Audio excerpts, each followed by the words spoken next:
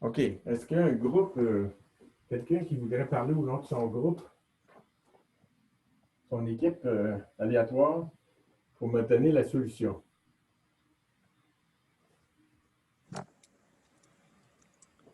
Je me répète. Allez-y.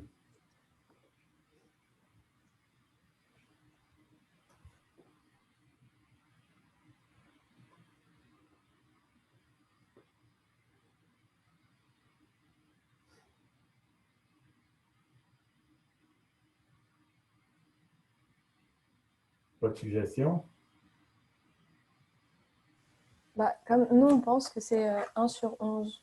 Oui, c'est ça la réponse. Donc, pourquoi? Bah, parce que sur les 10 000 personnes, il y en a comme 10 qui auront un test positif, mais qui seront quand même, enfin, qui n'auront pas le sida. Oui, exactement. Puis une qui sera quand même, qui sera vraiment malade. Fait que ça fait, genre, la probabilité que cette personne-là ait vraiment le sida, c'est 1 sur 11.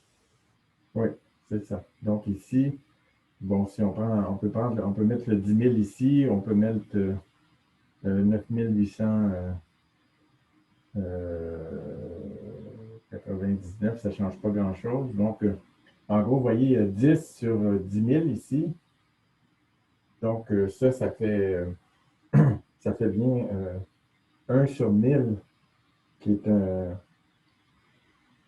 un faux positif.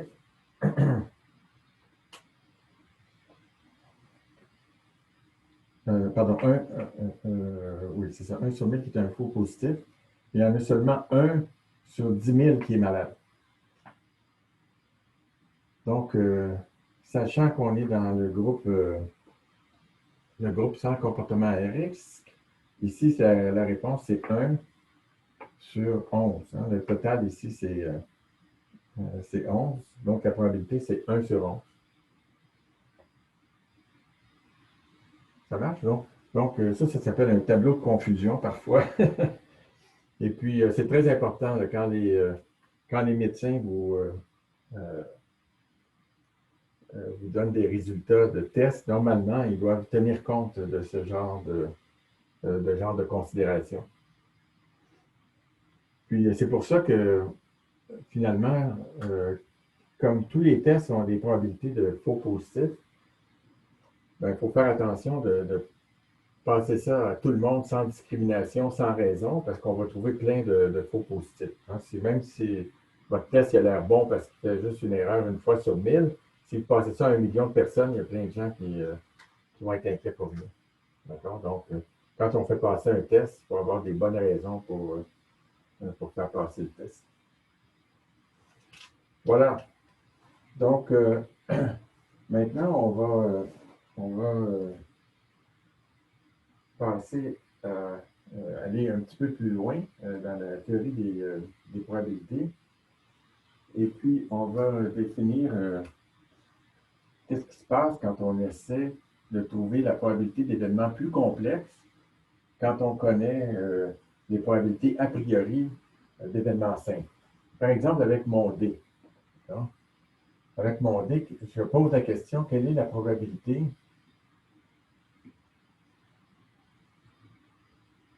d'obtenir 3 en lançant un dé?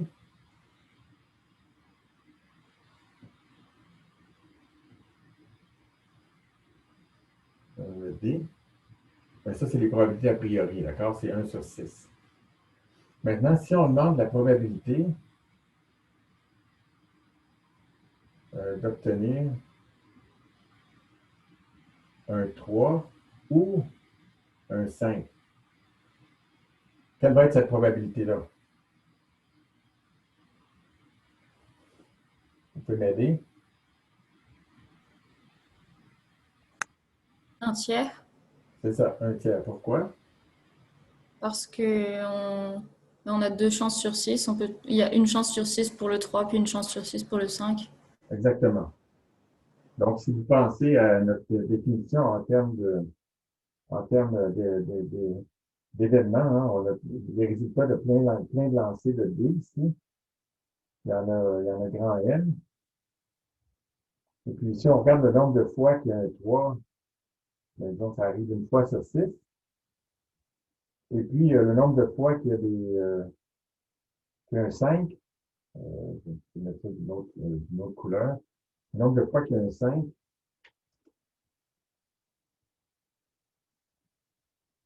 ça va arriver aussi une fois sur 6.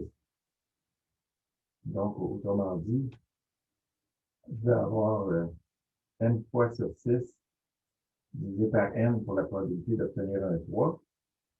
Et puis, n sur 6 divisé par n pour la probabilité d'obtenir un 5.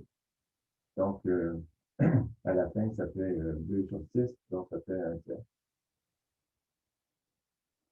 Donc, si on a des éléments qui sont complémentaires, ça veut dire qu'il n'y a pas de recouvrement entre les deux éléments. Alors, si vous obtenez un 3, vous n'obtenez pas un 5.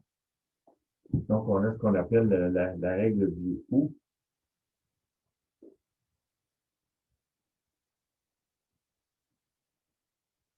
Donc, pour des événements complémentaires,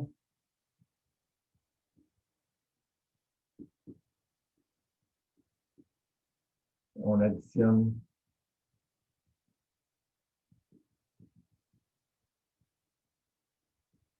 les probabilités.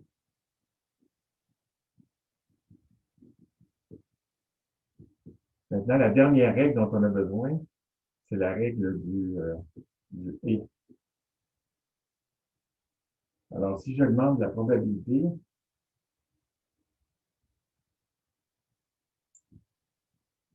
d'obtenir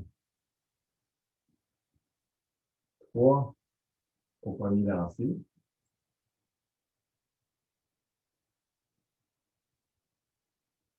et 5, donc le et, c'est le et qui est ici, 5 au deuxième.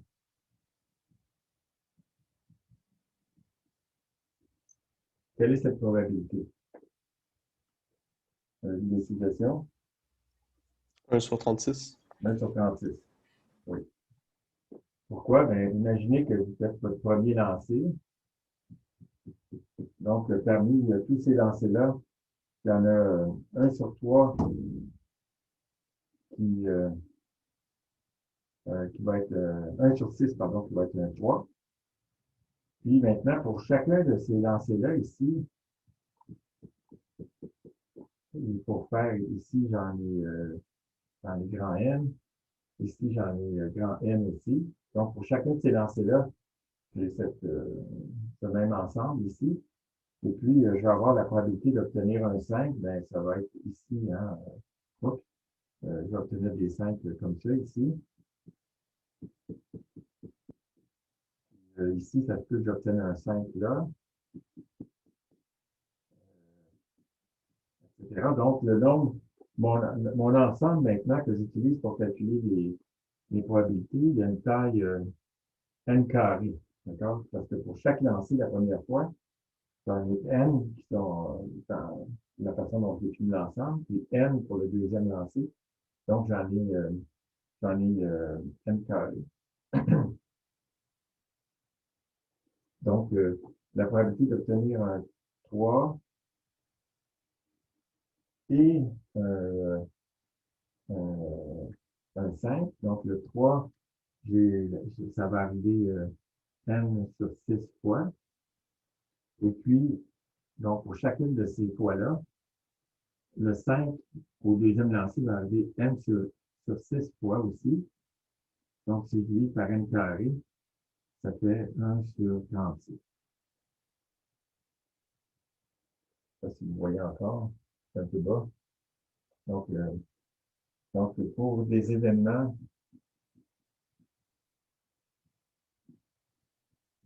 statistiquement indépendants,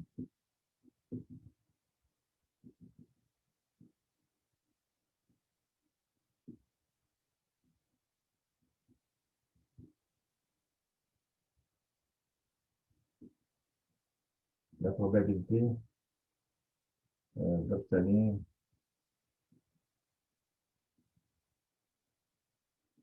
deux événements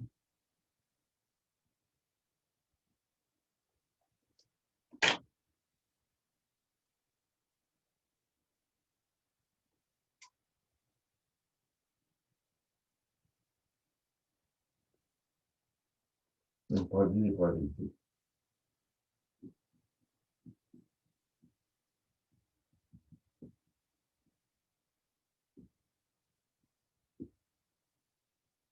D'accord? Voilà.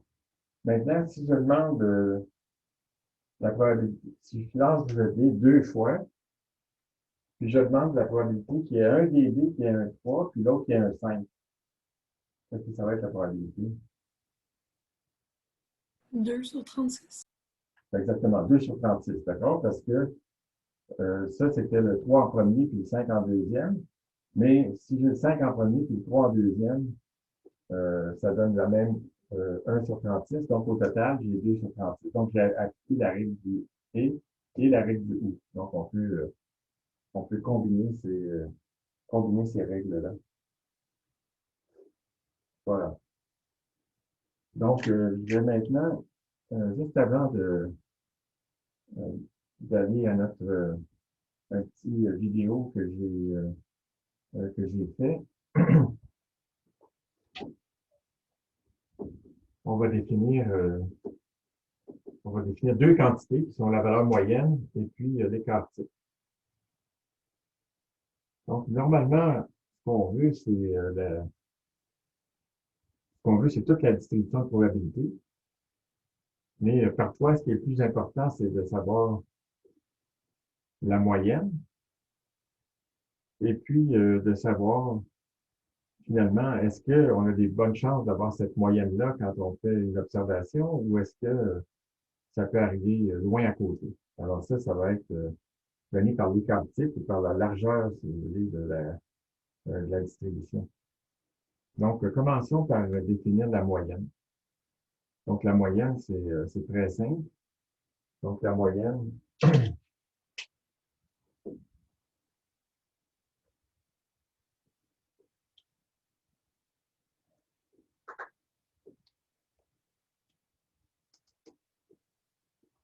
si j'ai, par exemple, euh, j'ai un jeu, d'accord, dans lequel j'ai un certain gain U,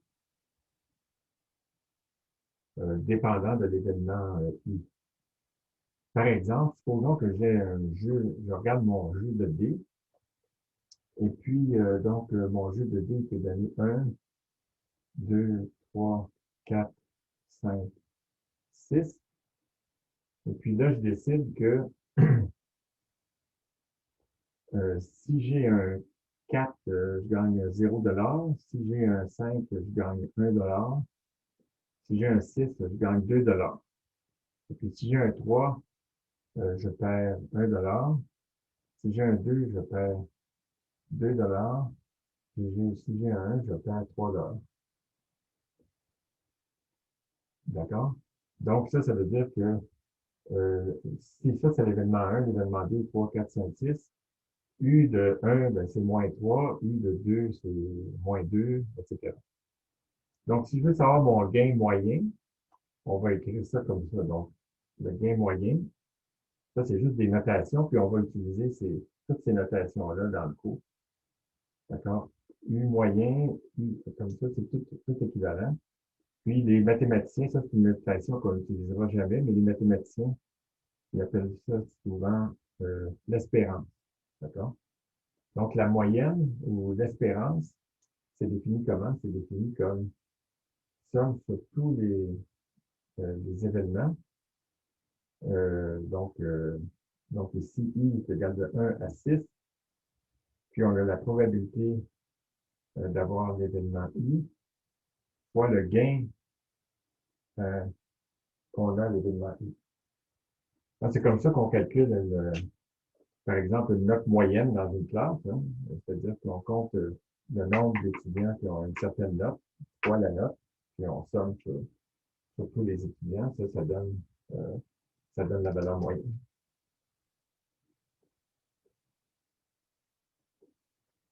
D'accord?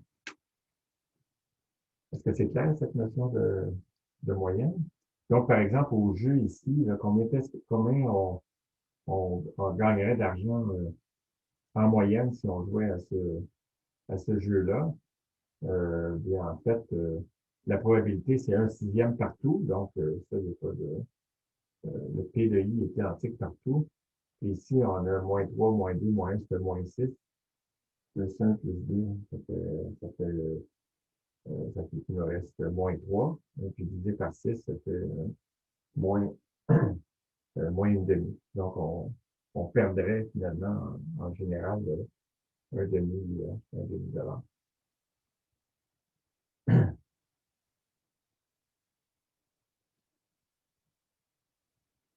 Maintenant, là, toutes les probabilités sont égales. Euh, mais cette distribution-là, elle a une certaine largeur. Alors, on va essayer de quantifier ça à partir de quelque chose qui s'appelle l'écart type. Ça va être les deux quantités principales qu'on va calculer, qu'on va utiliser tout le temps dans nos calculs. À chaque fois qu'on va avoir une distribution de probabilité, on va calculer sa valeur moyenne et puis son écart type. Donc, par exemple, dans les sondages, hein, quand ils font des sondages et qu'ils vous disent qu'il y a une erreur de 4 ben ça, c'est relié au fait que leur distribution de probabilité a une certaine largeur. Donc, ce qu'ils vous disent, c'est le nombre de votes, la proportion de gens qui vont voter pour un tel parti. Alors ça, c'est leur moyenne, mais ils ont une certaine incertitude parce que leur distribution de probabilité a une certaine largeur. On va voir un petit peu plus tard comment est-ce qu'on peut évaluer ça en détail. Mais pour le moment, on va juste définir cette quantité-là. Alors, euh, supposons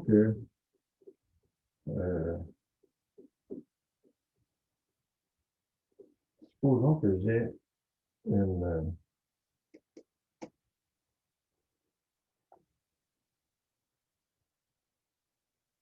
une probabilité ici pour des événements I, puis ça, c'est I ici. Et puis, le P de I ressemble à ça ici.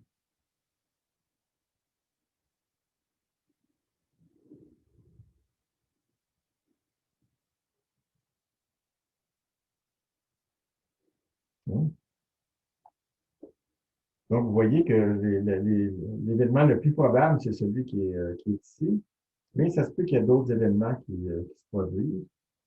Et puis, on pourrait calculer la valeur moyenne de U exposant N pour finalement caractériser cette distribution-là. Ça s'appelle le moment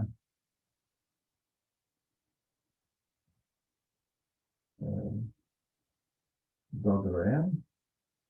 Mais ce qu'on fait le plus souvent, c'est d'utiliser en fait le deuxième moment. Alors, pourquoi est-ce qu'on fait ça? Ben, c'est conventionnel. C'est aussi parce que quand on va voir la distribution gaussienne, vous allez voir que finalement, tout ce qui compte, c'est pour la gaussienne qui va revenir tout le temps comme une distribution de probabilité. C'est le deuxième moment. Donc, qu'est-ce qu'on calcule? On veut savoir à peu près la largeur de ça ici. Mais la valeur ici, c'est pas nécessairement 0. Donc, ici, ça, c'est la probabilité. Et puis ça, ici, je vais écrire que mettons que c'est, pour revenir à cet exemple-là, que c'est mon gain ici, U de I. Donc, j'ai tant de dollars avec une certaine probabilité. Évidemment, ça, c'est pas le jeu de dés parce que les, les probabilités sont pas toutes identiques. Donc, comment est-ce qu'on définit cette, cette probabilité-là? Cette quantité-là, donc, ça va être qu'on va appeler l'écart type. On va commencer par définir une quantité intermédiaire qui s'appelle la variance. Donc,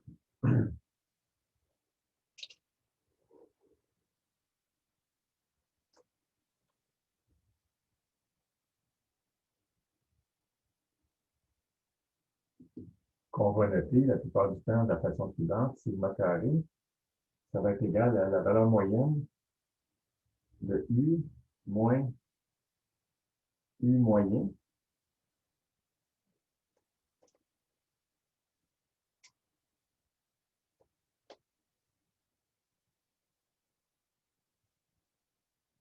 au carré.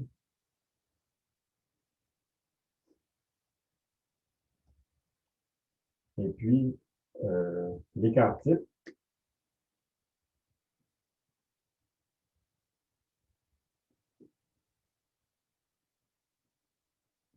par définition, ça va être sigma. Donc, la racine carrée de ça. Donc, pourquoi est-ce qu'on fait ça? Ben, parce que vous voyez que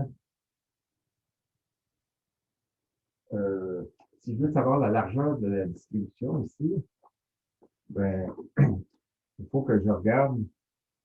Donc, ça, c'est la moyenne, par exemple. Supposons que ça soit la moyenne. Ben, il faut que je regarde la déviation par rapport à la moyenne. Puis que la déviation soit à droite ou à gauche, ben, dans les deux cas, ça contribue à la largeur de la distribution. Donc, je prends U moins U moyen, qui sont ces grandeurs-là. Je mets ça au carré. Je mets au carré pour éviter le problème du signe, là. Justement, que je n'additionne pas des trucs positifs et des trucs négatifs. Et puis, on moyenne cette quantité-là. D'accord? Donc, c'est ça la moyenne et puis l'écart. Monsieur, j'ai une question. Oui, oui, allez-y, hein. Est-ce qu'on considère U moyen comme une constante ici? Si on faisait des...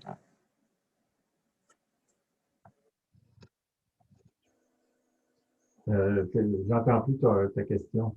Est-ce qu'on considère U moyen comme une constante ici? Si on avait à faire des calculs sur cette expression-là, par Oui, exemple. oui, oui, OK. Oui, effectivement, comme il est moyenné, il dépend plus du résultat. Donc, c'est une bonne question. On va écrire ça, on va l'écrire au long, qu'est-ce qu'on veut dire ici, d'accord? Ça, c'est une formule un petit peu abstraite, là. Donc, si j'écris qu'est-ce qu'on veut dire par cette quantité-là, c'est important de voir qu'est-ce que c'est. Donc, ce qu'on veut dire, c'est la chose suivante. On veut dire que ça, c'est égal à la somme sur tous les événements I, oui, de la probabilité d'avoir l'événement I fois le gain ou la quantité qui nous intéresse associée à l'événement I moins la valeur moyenne de U, qui ne dépend pas de I, donc c'était ça ta question, au carré. D'accord? Et puis la valeur moyenne de U, elle est définie comme ça ici. C'est bon? C'est clair pour tout le monde? Donc, vous voyez, en particulier, ça c'est un résultat important aussi. Ça, c'est égal à la somme de I de T de I fois I au carré moins 2 I fois la valeur moyenne de I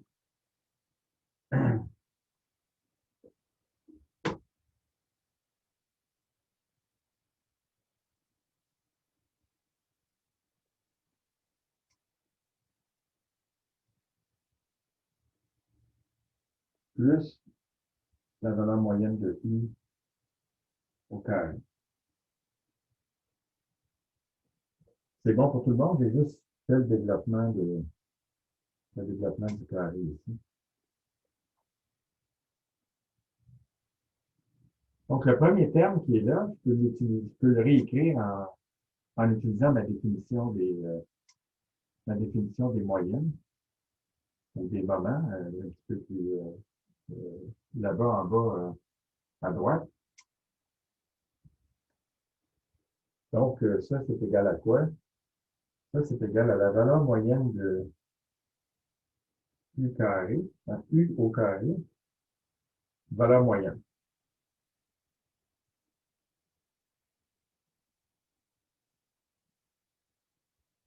Vous voyez, ça, dans le fond, c'est juste ça, c'est une notation. Qu'est-ce que je veux dire par ça ici?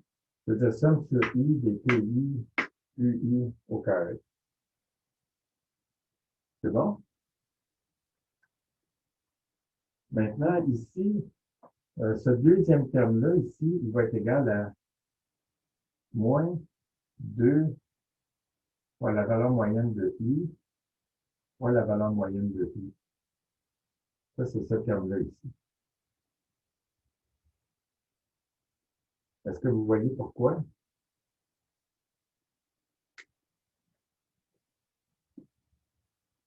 Est-ce que quelqu'un peut m'aider?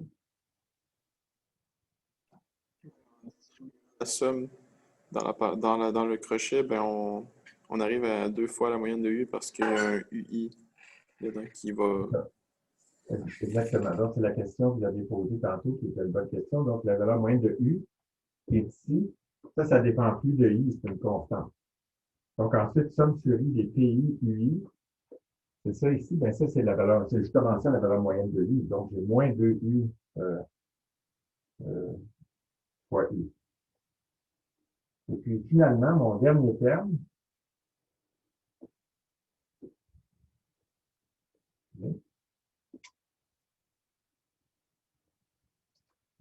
terme, ça va être plus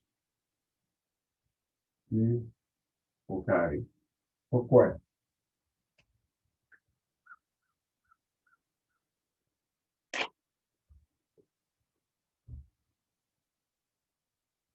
J'attends votre réponse.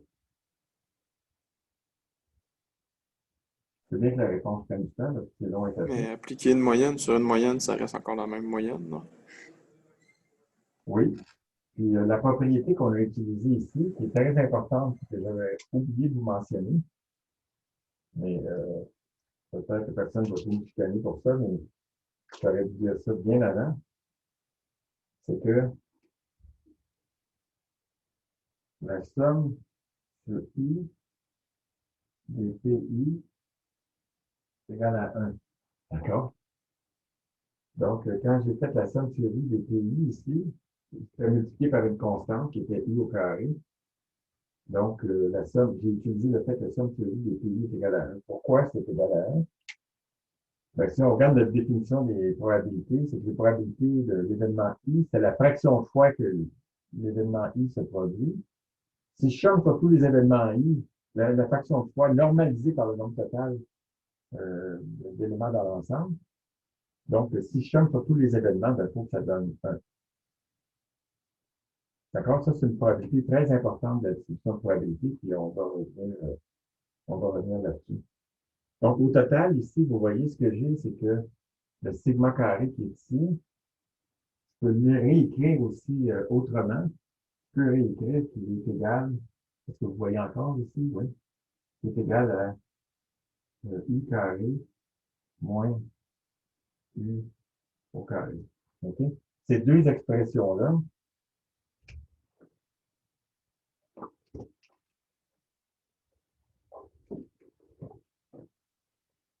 celle-là et celle-là, sont identiques. C'est clair? Comment est-ce qu'on manipule ces trucs-là? OK. Donc, maintenant, je vais vous demander de regarder, ça fait 10 minutes, je vais vous demander de regarder un petit vidéo qui parle de la marche aléatoire. Donc, je vais vous parler un petit peu avant de partir de vidéo auquel vous avez accès par Moodle, comme d'habitude. On va dire, qu'est-ce que c'est la marche aléatoire? Donc, ça se produit dans plusieurs contextes en physique. Vous pouvez penser à une particule qui diffuse à gauche, à droite.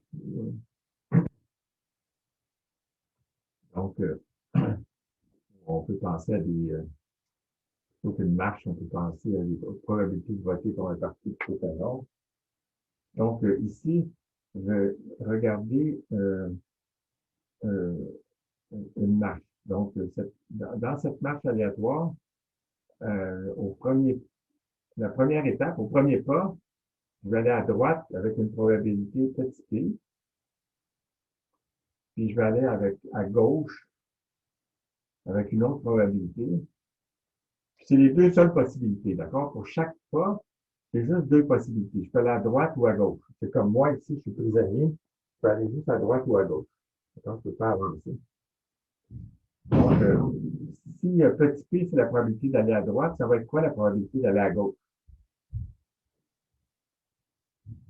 Quelqu'un peut m'aider? 1 moins Moins petit. P. C'est ça. Donc, Q va être égal à 1 moins P parce qu'il faut que la somme des probabilités soit égale à 1. C'est les deux seuls événements que j'ai dans mon affaire. Donc, ça, c'est mes probabilités a priori. Et puis maintenant, je veux construire une marche aléatoire. Donc, je fais ça plusieurs fois. Donc, je vais prendre une probabilité P d'aller à droite, puis une probabilité Q égale à 1 moins P d'aller à gauche. Puis ce que je demande, la question que je pose, c'est le nombre de fois, le nombre euh, de, de pas à droite dans une marche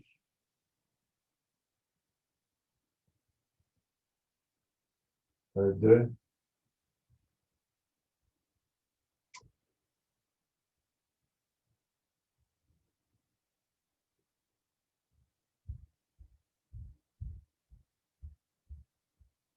une marche de m pas. D'accord? Donc là, on va faire un calcul analytique après. Mais là, pour le moment, on va y aller empiriquement. Donc, la façon dont j'ai défini la probabilité, on a dit qu'on peut juste prendre un ensemble très, très grand, puis compter le nombre de fois qu'un événement s'est produit. Donc, là, dans la vidéo que je vais vous montrer, on utilise Mathematica et puis génère des marches aléatoires. D'accord? Donc, on génère une marche aléatoire de m pas, puis à chaque pas, on a une probabilité petit p d'aller à droite, petit p d'aller à gauche. La probabilité qu'on va prendre ici, c'est 0,2. Donc, une fois sur 5, on va aller à droite. Puis on demande la probabilité euh, de faire, mettons, si, pour être spécifique, m est égal à 10, si je veux savoir le nombre la probabilité de faire 3 pas à droite dans ma marche de 10 pas, ben, quelle est-elle?